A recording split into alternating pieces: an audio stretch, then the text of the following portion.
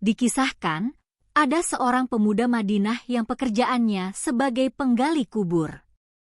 Pemuda ini gemar mencuri barang-barang berharga yang dikuburkan bersama mayat.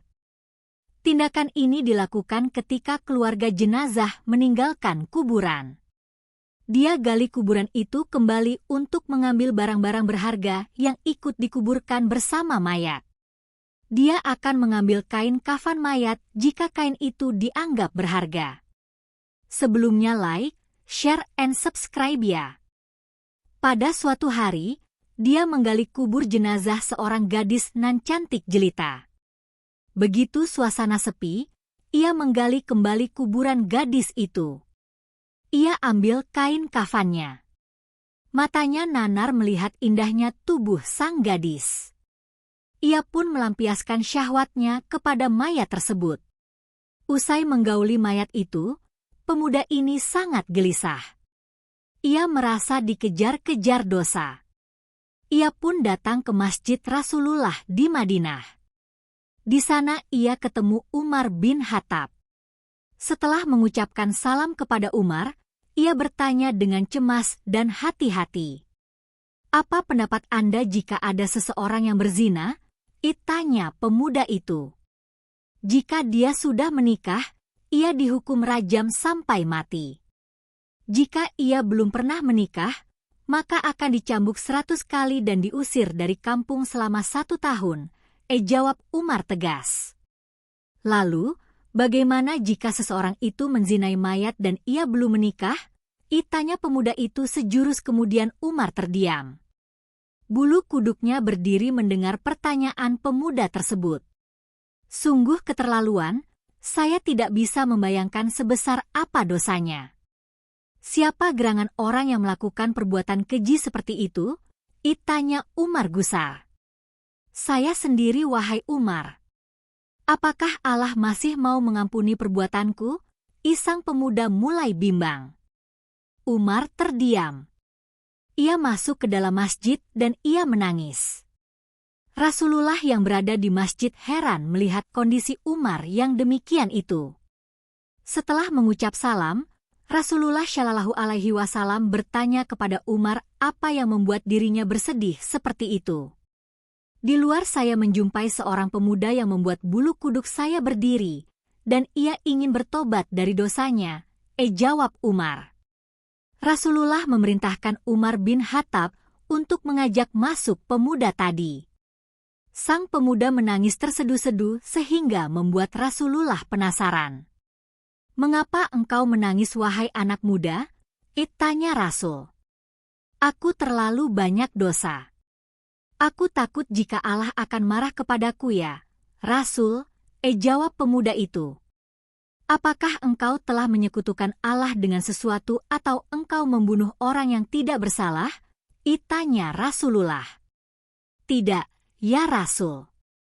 Saya tidak pernah melakukan kedua perbuatan itu," jawab sang pemuda.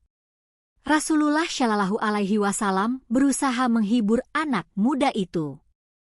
"Ketahuilah olehmu anak muda, Allah akan mengampuni dosamu sekalipun dosamu sebesar 7 kali lipat langit dan bumi."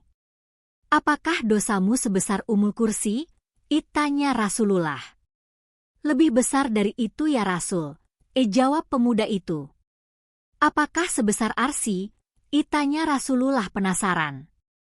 "Saya kira lebih besar dari itu ya, Rasul," jawab sang pemuda di tengah isak tangisnya. "Sebenarnya dosa apa yang kau lakukan? Coba kau katakan kepadaku," pinta Rasul. "Sungguh saya malu untuk mengatakannya," jawab pemuda itu. "Jika tidak kamu katakan maka dosa itu akan tetap membebani jiwamu," bujuk Rasulullah. Pemuda itu terdiam. Kepalanya menunduk melihat lantai masjid. Ia mulai memberanikan dirinya untuk mengatakan apa yang telah ia perbuat. 7 tahun saya bekerja sebagai penggali kubur. Suatu ketika ada mayat kaum Ansyar. Ia masih gadis dan sangat cantik. Secara diam-diam saya menggali kuburannya lalu kubuka kain kafannya. Awalnya saya ingin meninggalkannya, tetapi syahwat saya bergelora. Maka kulampiaskan syahwatku dengan menzinahi mayat itu sampai puas. Setelah itu saya tinggalkan begitu saja. Beberapa langkah saya hendak pergi meninggalkan kuburan itu, tiba-tiba mayat itu bangkit dan berkata, "Sungguh celaka engkau, wahai pemuda. Apakah engkau tidak malu kepada Tuhan yang kelak membalasmu di hari kiamat? Pada saat semua orang dituntut balas, engkau membiarkan aku dalam keadaan telanjang dan berhadas besar di hadapan Tuhanku." Mendengar pengakuan pemuda ini, Rasulullah Shallallahu Alaihi Wasallam sangat marah dan seketika itu berdiri dan berkata, "Wahai pemuda fasik, tempatmu memang pantas di neraka. Keluarlah dari tempat ini." Sang pemuda keluar dengan hati yang hancur dan jiwa tak bersemangat. Tak ada harapan baginya untuk mendapatkan pengampunan dari dosanya. Sebenarnya ia ingin bertobat dengan sebenar-benarnya kepada Allah. Dia terus melangkah tanpa tahu arah dan tujuannya. Nabi ingin mendengar petunjuk langsung dari Allah tentang peristiwa yang baru saja beliau dengarkan. Di sisi lain, pemuda itu kemudian pergi menyendiri dalam sebuah gua di gunung. Di sana dia menangis, meminta ampun kepada Allah. Dia bersumpah tak akan keluar dari gua sebelum Allah memaafkannya dan menyampaikan ampunannya itu lewat Rasulullah Shallallahu Alaihi Wasallam. Setelah 40 hari, tubuh dan wajah pemuda itu berubah drastis. Selama di dalam gua, dia hanya bertahan hidup dengan makanan yang dia temukan dalam gua. Ia berdoa, "Oh Tuhannya Nabi Muhammad, Tuhan Nabi Adam dan Hawa, jika aku telah Engkau ampuni, sampaikanlah kepada Nabi Muhammad dan para sahabatnya. Namun jika kau menolak tobatku ini, bakarlah aku di dunia dan bebaskan aku dari siksa di akhirat. Sungguh saya tidak akan sanggup menerima siksamu di akhirat kelak." Bersamaan dengan itu Allah mengutus malaikat Jibril untuk menemui Rasulullah Shallallahu Alaihi Wasallam. "Wahai Muhammad, Allah menyampaikan salam kepadamu, dan Allah bertanya, apakah engkau yang menciptakan makhluk?" Tanya malaikat Jibril. "Allah yang menciptakan diriku dan semua makhluk," jawab Rasulullah. "Apakah engkau yang memberikan rezeki kepada mereka?" Tanya Jibril. Tidak.